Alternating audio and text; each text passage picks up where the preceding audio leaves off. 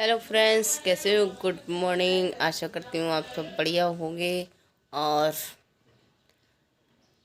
अभी मैं सो के उठी थी तो देखा बारिश हो रही है काफ़ी। तो मैंने अभी मुँह हाथ धोया और मैंने सोचा कि आप लोगों से थोड़ी सी बातचीत कर लें। तो अभी तो मैं जो है दीदी के पास जाती हूँ, देखती हूँ दीदी क्या कर रही हैं क्या नहीं कर रही हैं। काफ़ी देर से वो भी उठ हुई हैं दीदी, तो मैं देखती हूँ वो क्या कर रही हैं क्या नहीं कर रही हैं। आप लोगों को भी दिखाती हूँ मैं। और आज जो है हम लोगों के यहाँ फास्ट चल रहे हैं 40 दिन के। तो उसमें घर पे दुआ होती है तो पास्टर लोग आते हैं। तो आज जो है दीदी क्या दुआ है शाम की टाइम, तो मैं आप लोगों को दिखाऊंगी। ठीक है, तो आगे मिलते हैं फिर। ठीक है। हेलो फ्रेंड्स, अब दीदी ने खाना बना लिया है और क्या कहते हैं 1:30 बज रहा है कम से कम। ये लगा लो 1:30 बजे अब हम लोग खाना खा रहे हैं। तो जिन दिन भाइयों का हमारे संग खाना खाना है तो आ जाओ। दाल चावल है, सलाद है और रोटी है और पानी भी रखा है। तो फटाफट आ जाओ और आप लोग बताना कि आप लोगों को क्या क्या पसंद है। ठीक है, कमेंट करके बताना आप लोग। गाइस, हम इनकी गैलरी में आ गए। ये देखो ये इनकी गैलरी है और गैलरी में छोटे छोटे छोटे छोटे छोटे छोटे रखे पौधे रखे हुए हैं। देखो मनी प्लांट भी हो रही है। और ये देखो अब मैं यहाँ आके खड़ी हो गई। बहुत अच्छी धूप निकल रही है। सुबह तो बारिश हो रही थी खूब अच्छी खासी और अब धूप निकला है। खाना खा के मैं यहाँ आ गई गैलरी में। थोड़ा सा मैंने सोचा थोड़ा सा मैं गैलरी में खड़ी हो जाऊँ और आप लोगों को इधर का दिखाऊं कि इन लोगों के ऐसे करके पीछे मकान बने हैं सबके। देखो ये इनकी गैलरी है। ये पूरी रोड जा रही है। अब एली भी आती होगी जी, लेने जाने वाले हैं बस एली को। स्कूल गई है वो। तो देखो एली को लिया है। मैं ये कह रही हूँ मैंने सिलेंडर लगाया, सिलेंडर चेक कर लियो कैसा लगाया। ऐसे ही लगाया मैंने सिलेंडर, चेक कर लेना। हाँ, अरे है एला आ गई, एला पापा के संग आ गई है। एली आ गई, एली बना दिया अभी हमने भी बना दे अपना। स्कूल से आके देख लो कितनी शैतानी हो रही है। ये देखो ये हो रही है मम्मी को भी चिढ़ाना, सबको चिढ़ाना। देखो देखो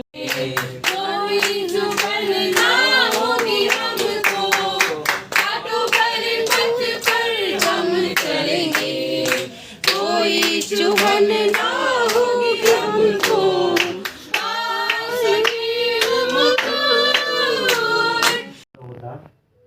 मैं थोड़ा हंसमुख मिजाज का हूँ, तो इस बात को कोई माइंड नहीं करे कि अगर मेरा हाथ में होता तो मैं खुदा से ये नहीं कहता कि खुदा मुझे तो अंबानी के घर जाना है, अंबानी जी के घर जाना है, जहाँ किसी बात की कोई चिंता फिक्र नहीं है। भाई वो पहली से इस दुनिया में उनका एक स्टेटस है कि भाई पूरी दुनिया में टॉप नंबर 1 पर वो अरबपतियों में आते हैं। अगर मेरे हाथ में ये होता तो मैं तो यही कहता, लेकिन क्यों, ये खुदा की रचना है, ये खुदा की मर्जी है कि आपको किस घर में जन्म लेना है। जो बाइबल की एक बहुत अच्छी आयत है, बहुत अच्छे वर्णन है कि एक अंधे व्यक्ति का जो जन्म से अंधा था, तो यीशु मसीह के चेलों ने और कुछ लोगों ने यीशु मसीह से पूछा कि हे स्वामी, इसने ये इसके माता पिता ने किसने पाप किया जो ये अंधा जन्मा? तो मसीह का जवाब रहता है, ना इसके माता पिता ने और ना ही इसने पाप किया, बल्कि ये इसलिए अंधा जन्मा ताकि परमेश्वर की महिमा को देखे। क्यों? हम नहीं जानते कि खुदा हमारे जीवन से क्या चाहता है। हम नहीं जानते कि खुदा किस घर में हमको भेजना चाहता है। खुदा की जो मर्जी हमारे जीवन से होगी वो करना चाहता है। जो खुदा की मर्जी थी कि इस राजा के घर में जन्म ले, खुदा की मर्जी थी कि ये इस राजा का पुत्र ठहरे। इसलिए तो जब वो छोड़कर गया तो खुदा भी दुखी हुआ कि मैंने किस घर में और किस राजा के पुत्र ठहराया इसको, और ये कहाँ अपने राज्य को, अपने पिता को ठोकर मारकर छोड़कर कहाँ चला गया? घटिया जिंदगी में और एक पापी दुनिया में। खुदा जरूर नाराज हुआ होगा, क्योंकि हम सब जानते हैं कि हमारे क्रिएशन करने वाला, हमको बनाने वाला कौन है? परमेश्वर। हमें कहाँ जाना, हमारे जीवन में क्या होना है, वो डिसाइड करने वाला कौन है? परमेश्वर। और इसने परमेश्वर के विरुद्ध और अपने पिता की नजरों में पाप किया। इसलिए इसने यहाँ पर कहा है कि मैंने स्वर्ग के विरुद्ध और अपने पिता की नजरों में पाप किया है। मैं चाहूंगा कि आगे पढ़ें। अब इस योग्य नहीं रहा कि तेरा पुत्र कहलाऊं, मुझे अपने एक मजदूर के समान रख ले। तब वह उठकर अपने पिता के पास चला। वह अभी दूर ही था कि उसके पिता ने उसे देखकर तरस खाया और दौड़कर उसे गले लगाया और बहुत चूमा। जो मैंने अभी आपको शुरू में बताया कि परसेंटेज होते हैं डिस्काउंट पर ना जी। यहाँ इसको रिग्रेट हुआ, पछतावा हुआ, और ये क्या कह रहा है कि मैं अब उठकर अपने पिता के यहाँ जाऊंगा और उससे कहूंगा कि मैंने स्वर्ग के विरुद्ध और तेरी नजरों में पाप किया है, तेरा बेटा खिलाने लायक नहीं रहा, मुझे अपने यहाँ एक नौकर के रूप में, मजदूर के रूप में रख ले। तो इसका माइंडसेट क्या है कि मैं अपने पिता के यहाँ जाऊंगा और उससे ये सब कहूंगा कि मुझे अपने यहाँ एक मजदूर के, नौकर के रूप में रख ले। यानी बेटे का 1% भी उसके अंदर नहीं रहा, उसके माइंड में ये आया ही नहीं कि मैं अपने घर जाऊंगा तो मेरा पिता मुझको कैसे एक्सेप्ट करेगा। उसने बस अपना ये माइंड सेट कर लिया कि मैं पिता के यहाँ जाऊंगा, क्योंकि उनके वहाँ नौकर भी बहुत अच्छा खाते हैं और बहुत अच्छा पहनते हैं। उसका माइंड सेट ये था कि मैं अपने पिता के यहाँ जाऊंगा, क्योंकि उनके वहाँ नौकर बहुत अच्छा खाते भी है, पहनते भी है, और जैसी जिंदगी में जी रहा हूँ इससे अच्छी जिंदगी जीते हैं। वो इस माइंडसेट से अपने पिता के यहाँ गया कि मैं एक नौकर के रूप में वहाँ रहूंगा। लेकिन हम आगे पढ़ते हैं कि तब वह उठा, अपने पिता के पास चला। वह अभी दूर ही था कि उसके पिता ने उसे देखकर तरस खाया और दौड़कर उसे गले लगाया और बहुत चूमा। फिर जिस रास्ते से वो गया था उसका पिता रोज सुबह उठकर सिर्फ यही देखता होगा कि मेरा बेटा कब वापस आए। उसके बेटे ने तो बिल्कुल आशा छोड़ दी थी कि मेरा पिता मुझको एक्सेप्ट करेगा कि नहीं, मेरा पिता मुझको कैसे महसूस करेगा, कैसे मुझे अपने घर में लेगा। ठीक है, उसने बिल्कुल उम्मीद छोड़ दी थी, क्योंकि वो तो एक नौकर के रूप में जा रहा था। अगर हम किसी कंपनी में जाते हैं तो क्या हम ये सोचते हैं कि वो हमें मैनेजर, वो हमें मालिक बना देगा अपनी कंपनी का, या वो हमें मालिक के लिए हायर कर देगा? नहीं ना, एम्प्लॉय के लिए जाते हैं, नौकरी के लिए जाते हैं। तो वो अपने पिता के यहाँ एक नौकर के रूप में जा रहा था। उसका बिल्कुल माइंडसेट नहीं था कि मेरे साथ क्या होगा या मेरा पिता मेरे साथ क्या करेगा। वो सिर्फ एक नौकरी के रूप में जा रहा था। लेकिन जब वो गया तो उसका पिता उसी रास्ते पर उसका इंतजार कर रहा था। वो दौड़कर अपने पिता के यहाँ आ रहा था, लेकिन जब पिता ने उसको देखा तो पिता दौड़कर उसके पास गया, उसे गले लगाया और बहुत चूमा। जो हम सब देखते हैं, यदि हम किसी भी तरह के पाप में पड़ जाते हैं या मसीह की उपस्थिति से दूर हो जाते हैं, तो प्रियो हमारा स्वर्गीय पिता हमेशा इसी इंतज़ार में रहता है कि कब मेरा बेटा वापस आए और मैं उसे गले लगाऊं। प्रियो यहाँ पर इसके पिता ने ये नहीं देखा कि मेरे बेटे के अंदर से कितनी गंद आती है, क्योंकि वो तो ऐसी जगह रह रहा था जहाँ गंद के अलावा और कुछ है ही नहीं। उसने ये नहीं देखा कि मेरे बेटे के अंदर से कितनी गंद आ रही है, मेरे बेटे के अंदर से कुछ 1% भी बेटे के लायक कुछ बचा हो नहीं। उसने सिर्फ गया, दौड़ कर गया, अपने बेटे को गले लगाया और बहुत चूमने लगा। प्रियो जब हम अपने खुदा के पास जाते हैं तो वो हमें गले लगाता है। प्रियो जब ये अपने पिता के पास गया तो इसे बिल्कुल अंदाज़ा नहीं था कि ये क्या होगा उसके साथ। लेकिन प्रियो पिता को ये ज़रूर अंदाज़ा था कि मेरा बेटा जब आएगा तो मैं उसके साथ ये करूँगा। तो पिता को अंदाज़ा था कि इसने गलती करी है, ये गलती से ही मुझसे दूर हुआ है, और ये ज़रूर वापस आएगा। फिर वो अंदर वो इंतज़ार कर रहा था कि कब मेरा बेटा वापस आएगा, और जब वो वापस आया तो उसने अपने जो उसके माँ सेवक थे, जो उसके माँ नौकर थे, उनसे उसने क्या कहा, मैं चाहूँगा 21 साइज को पढ़ दे कोई। पुत्र ने उससे कहा, पिताजी मैंने स्वर्ग के विरोध में और तेरी दृष्टि में पाप किया है और अब इस योग्य नहीं रहा कि तेरा पुत्र कहलाऊं। आगे। परंतु पिता ने अपने दासों से कहा, झट अच्छे से अच्छा वस्त्र निकाल कर उसे पहनाओ और उसके हाथ में अंगूठी और पाँव में जूतियां पहनाओ। तो ये अपने पिता के पास गया, जो इसने सोचा था वही उससे कहा, मैंने स्वर्ग के विरुद्ध तेरी नजरों में पाप किया है, मुझे अपने यहाँ एक नौकर के, एक दास के रूप में रख ले। क्योंकि इसका तो माइंड सेट था ना कि मैं अपने पिता के मैं इसी उससे जा रहा हूँ। वो ये भी नहीं जा रहा था, वो ये भी नहीं सोच रहा था कि मैं अपने पिता के यहाँ जाऊंगा तो अपने पिता से ये कहूंगा कि पिता मुझे अपने बेटे के रूप में रख ले, नहीं ना, नौकर के रूप में रख ले। लेकिन जो उसे अंदाजा नहीं था कि उसका पिता उसके साथ कैसा व्यवहार करेगा, कैसा बर्ताव करेगा। जब वो गया तो उसके पिता ने उसे 100% बेटे का अधिकार दिया। मैंने आपसे शुरू में कहा था कि जब हम खुदा के पास जाते हैं तो वो आपके अंदर कितने परसेंट ये नहीं देखता कि आपके अंदर कितने परसेंट, क्या बोलते हैं, कि आप उसके मार्ग पर चल रहे हैं, कितने परसेंट आप उसमें है।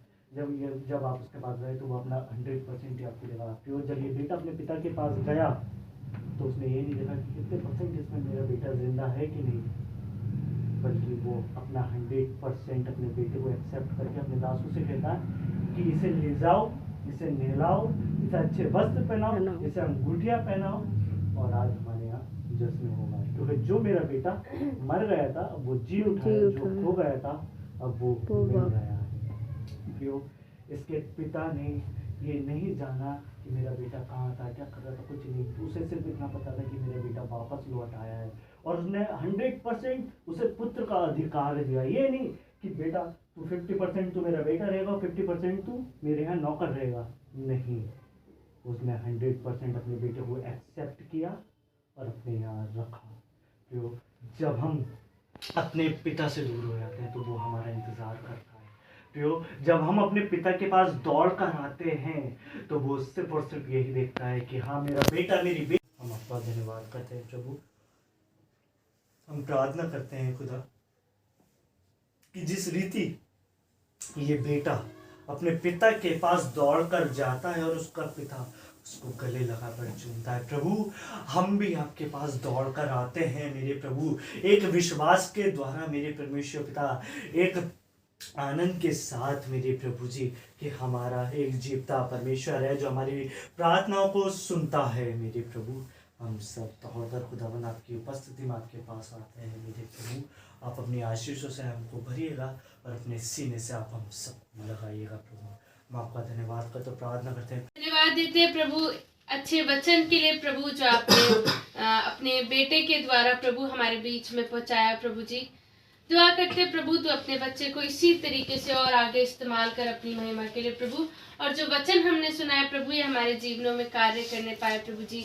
सच में खुदा बाप हम तेरे नज़दीक आने पाए प्रभु, हम अपने बुरे कामों को छोड़ के, पुरानी आदतों को छोड़ के प्रभु, जो गलतियां हमने की है उनको पश्चाताप करके तेरे आगे आने पाए प्रभु, क्योंकि तू गले लगाने वाला परमेश्वर है, तू क्षमा करने वाला परमेश्वर है, तू अपनाने वाला परमेश्वर है प्रभु।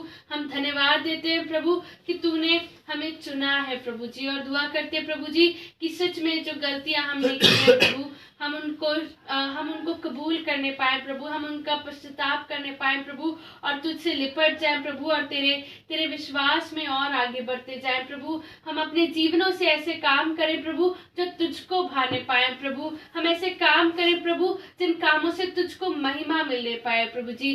दुआ करते प्रभु जी इस दान के लिए प्रभु जो तेरे बच्चों ने दिया है प्रभु, ये तेरी सेवकाई में इस्तेमाल हो प्रभु, इसमें आशीष दे प्रभु जी, अपनी बरकत दे प्रभु, ताकि प्रभु ये तेरी सेवकाई के लिए जब इस्तेमाल हो प्रभु तो किसी भी रूप से प्रभु कम ना पड़े प्रभु जी। दुआ करते इस घर के लिए प्रभु जी, जिन लोगों ने अपने हाथों को बढ़ाया प्रभु, हर एक के खत्तों को में तू आशीष दे प्रभु, हर एक के भंडारों में तू आशीष दे प्रभु जी।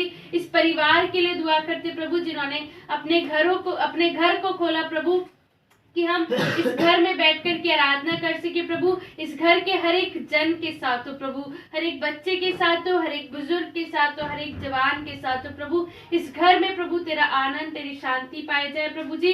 अगर कोई बीमार है प्रभु, दुआ करते हैं तो उसको चंगाई दे प्रभु जी। दुआ करते हैं अगर कोई परेशान है तो उसको शांति दे। कोई किसी समस्या में है तो प्रभु जी आप उनकी समस्याओं को उनके जीवनों से दूर करें प्रभु, और इस घर में प्रभु तेरी खुशहाली आने पाए प्रभु जी। दुआ करते प्रभु और भी जो लोग यहाँ पे इकट्ठा है प्रभु, दुआ करती हूँ तू सभी के साथ हो प्रभु, सभी को तू अपनी आशीष दे प्रभु जी, और आप हम सबको अपनी महिमा के लिए इस्तेमाल करें।